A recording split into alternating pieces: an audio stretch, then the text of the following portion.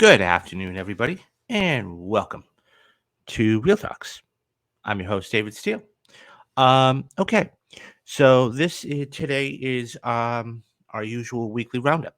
So we got a lot to get to, um, and a lot of fun stuff, and some interesting stuff as well. So we got 4 or 5 stories. We got a huge day today. So today, you guys are getting at the roundup. A little later on, we've got The Last of Us on, which everybody is looking forward to, including myself and Kyle, who will be on later for the stream. And then we have the SAGs tonight, Screen Actors Guild. The PGA, the Producers Guild of America, was on last night. So we're going to be doing an after show about that, and we're going to be having a guest on, Matthew Anderson, who came on to talk about a month or two ago about potential potential wins and losses and what it could mean for some films. So we'll get into that a little bit later on tonight. But right now it's the roundup. I got 4 big stories, or 5 big stories, if you want to count the SAGs tonight. And let's get into the first story. So, um, as everybody knows, there was a little Marvel movie that came out this last week. Okay. And that was um, Ant-Man and the Wasp. And we covered it here on the show, and it was okay. But so it wasn't okay for Marvel. Because what happened was there was an absolute it fell off the cliff. Um, it was amazing to see the drop of what happened. So here is what happened. So this comes from the Hollywood Reporter. And the box office for Ant-Man 3, or Ant-Man and the Wasp: Quantumania, however you want to say it, got mauled by Cocaine Bear, and it suffered a nearly 70% drop. And I'll tell you why that's significant in a bit. So, Marvel and Disney's Ant-Man and the Wasp have stayed on top of the domestic box office chart in its sophomore outing with an estimated 32.2 million. But the real superhero over the weekend was Universal's high concept genre pick, Cocaine Bear. Directed by Elizabeth Banks, Cocaine Bear opened to $23.1 million after stealing away younger adults, and particularly males, from the Ant-Man threequel. Overseas, it sniffed out 5.3 million with an early global total of 28.4 million against a reported budget of 35 million before marketing. Ant-Man fell 69.7% in North America, the worst decline ever for a title in the Marvel Cinematic Universe, after eclipsing Black Widow's 67.8% drop. The latter pick had the disadvantages of opening during the pandemic and was made available simultaneously in the home. The Ant-Man threequel also suffered the worst second weekend drop of any superhero film, opening to $100 million or more. DC's Batman vs. Superman: Dawn of Justice previously sat in the hot seat at 69.1%.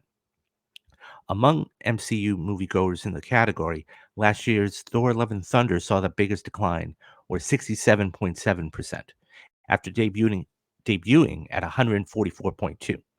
And among all the films starting off with $100 million or more, the final Harry Potter installment, released in 2011, topped the list of the biggest second week drop offs with decline of 72%, according to ComScore.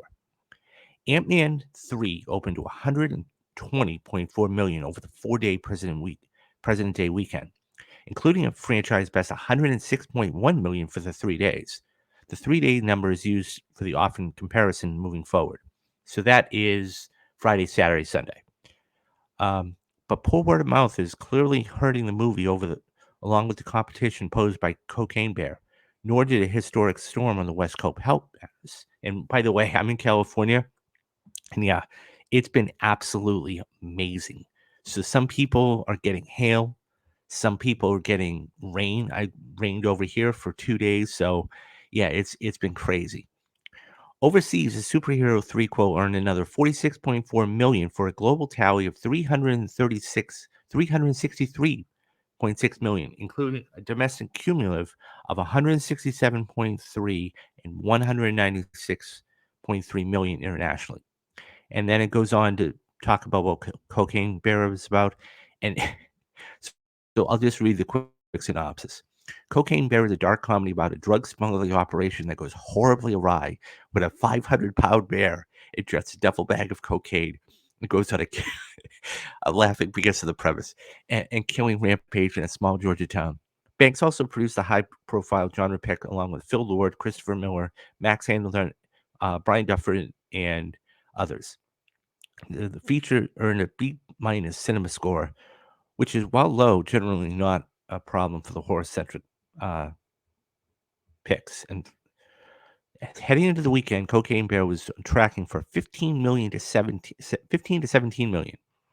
So, okay, there's a lot of things going on here.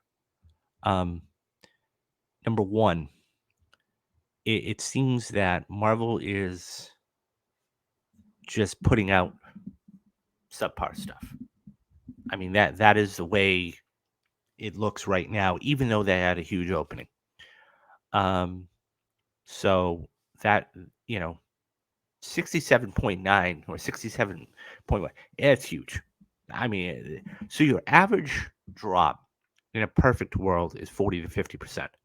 So if it opens at 100 billion, then it will drop 50%. So what ends up happening is if it opens to 100 million, excuse me, what ends up happening is it'll drop to like 50 or 60, maybe 70 if you're lucky. Then if it gets a little bad word of mouth, it's, 50 to 60. This fell off a cliff. There's no other way of doing it and saying it. This fell off a cliff in almost 70%. Um, and there's a lot of things to do with it, right? Um, so, I mean,